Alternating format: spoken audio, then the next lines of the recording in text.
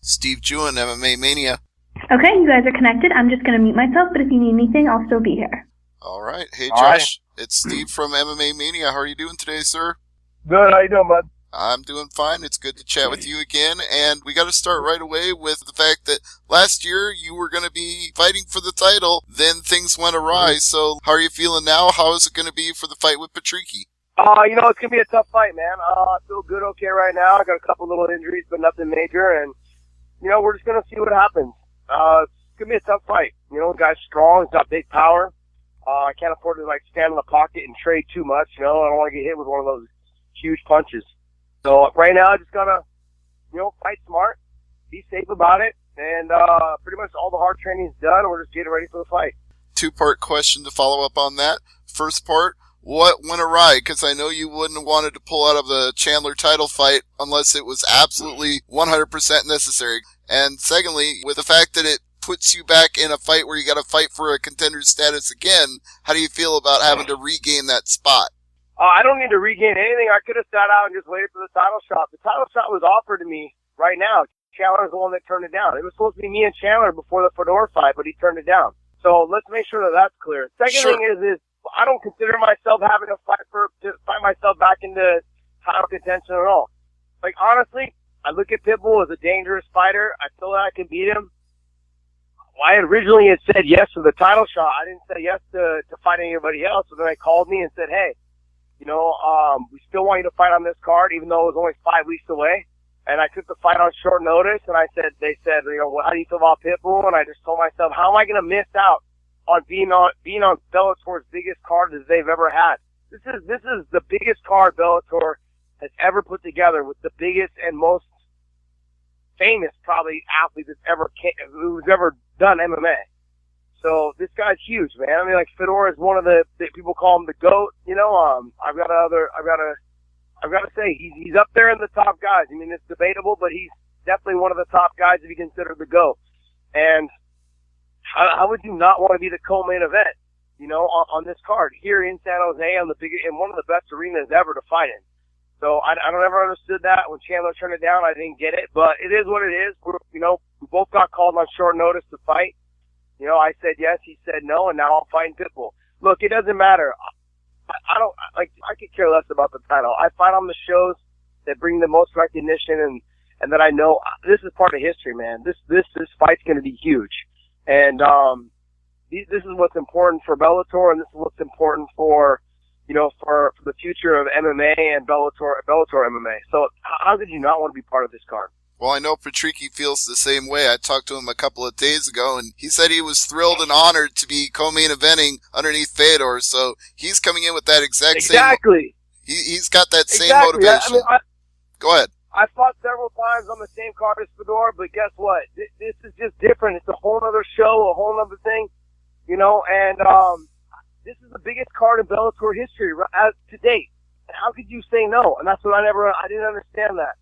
So the fact that, Pitbull was ready to go and he wants to fight and, it's going to be a tough fight, man. I'm excited. I'm glad that he took the fight.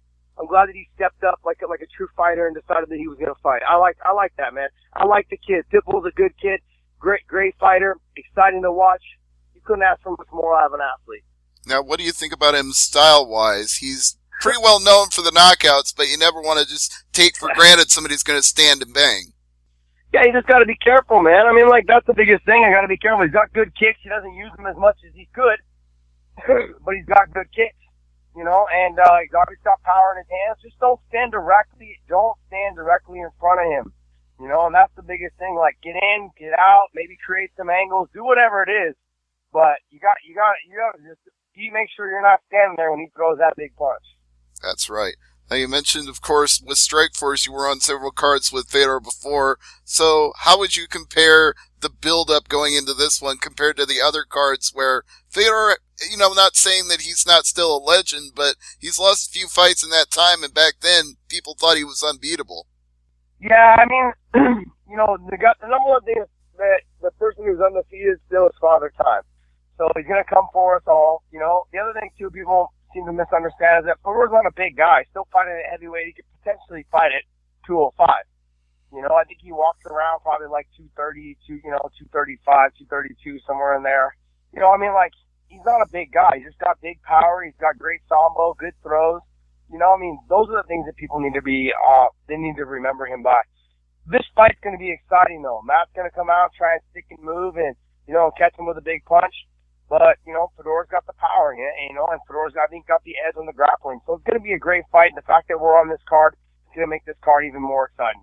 I know you're thrilled to be in the co-main event and represent in front of your hometown fans. You know, if it wasn't in that situation, you could just sit back with some popcorn and enjoy it since it's Fedor. Or... No, you always want to be on these cards, man. These are the ones that the world tunes in to watch, you know. Anytime you get an opportunity to fight on these type of cards, you want to be part of it. And I think if you're any type of a competitive athlete or any type of athlete that wants to get their name out there and wants this, these are the cards that you want to be on. You know, so the fact that,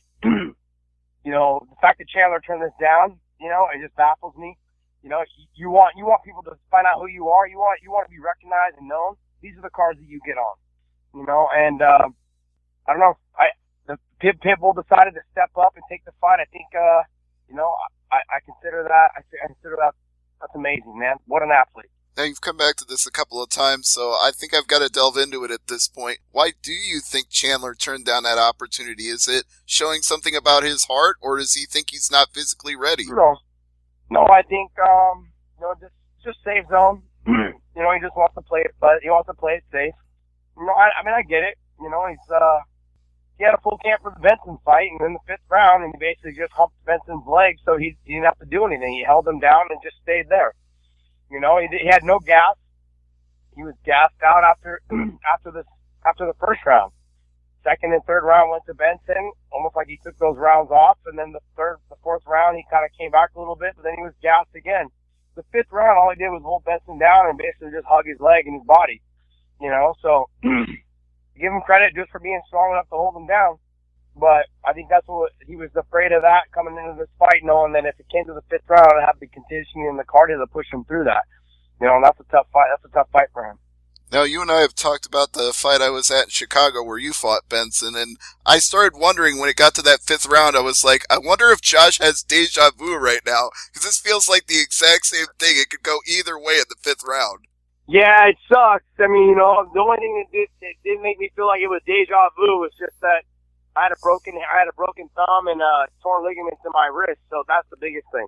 I mean, I felt like the fight would have been a completely different fight had I had access to my hand. Well, Chandler had access to everything, yet in that 5th round he had access to nothing. You said so yourself. It looked like he got tired. It looked like Benson started taking him apart in that last round, and it was an eye-opener. Yeah, he was exhausted, man, and Ben looked like he was just getting warmed up. So you feel like that's the way to beat Chandler when he finally does take the fight, is take him to the deep water and see if he drowns? I mean, we'll see. I mean, like, you never know. Maybe he'll make adjustments. I think that he fought super hard in that 1st round. I don't know if he'll do that, you know, going forward with a lot of guys. Yeah, it looked like he was trying to get the knockout early, trying to knock Benson out of there, and that doesn't really work with Benson. There's very few people that have ever cold-cocked and knocked him out.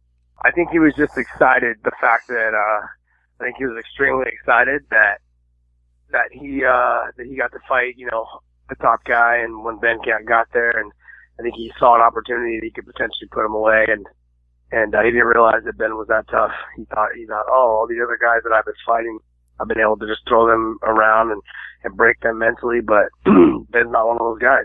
And it showed later as the fight went on. It just kept showing and showing, and Ben was still there.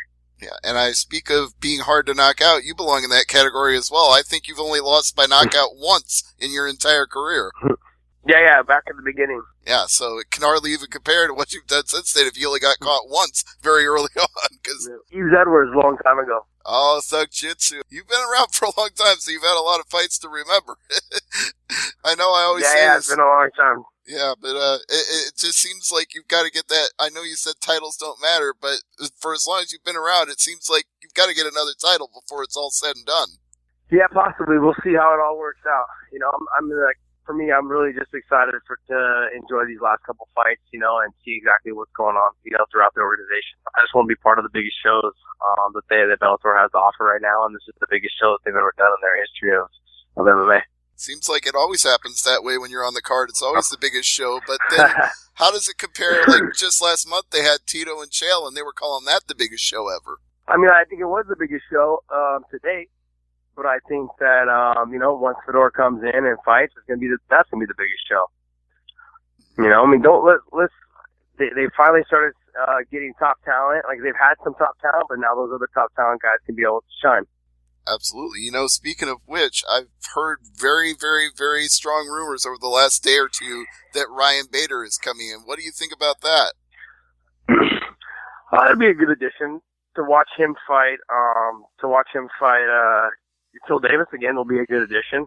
I'd like to see that fight again. We'll see exactly what happens. I mean, like, I do know that, they're looking at certain guys from the UFC that makes sense.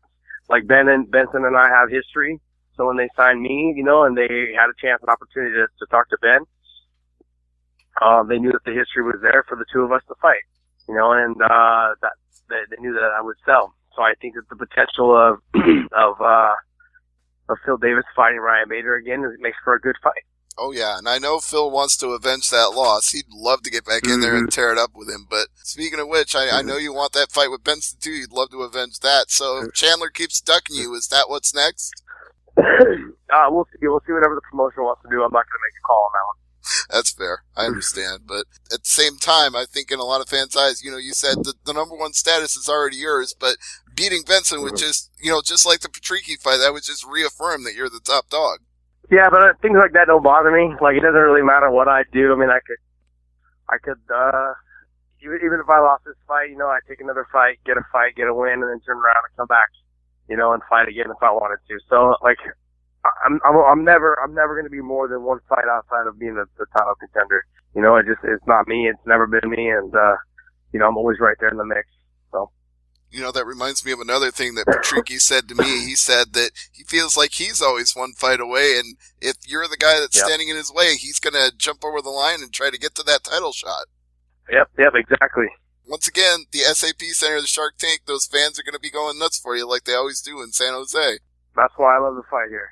I mean, every Bellator fight you've had, I think, has been in San Jose. When are we going to see you on tour somewhere else? No, I think I'm going to enjoy being here. My last 5-6 fights will be here. I fought in Chicago. It was cold there. Yes, I remember how cold it was. In fact, that was a running joke when we saw Benson come in wearing his fur coat. He's like, damn, share that with us. It's cold here. Yeah, it's freezing, and the wind was through the buildings. It was so cold. You're going to make some more good times and good memories coming up here. The biggest card, we're going to call it right now, in Bellator history. Fedor and Mitrione at the top. Yep. You and Patricky in the co-main event. It's going to be super exciting. So, Mr. Thomson, what else do you want to promote before I let you go today? I started a new podcast called Sammy and the Punk. Make sure you subscribe to us on YouTube and iHeartRadio. Right. Everybody subscribe to that podcast, and make sure you follow him on Twitter, too, @TheRealPunk, right? Same thing with Instagram as well. All right. Everybody follow Josh, and more importantly, follow him in the Bellator cage as he takes on Patricky Pitbull, coming up in a super huge fight you don't want to miss, the co-main event of Fedor and Mitrione at the Shark Tank in San Jose. Josh, thank you as always for the time. All right, bud. Thanks, man. You bet.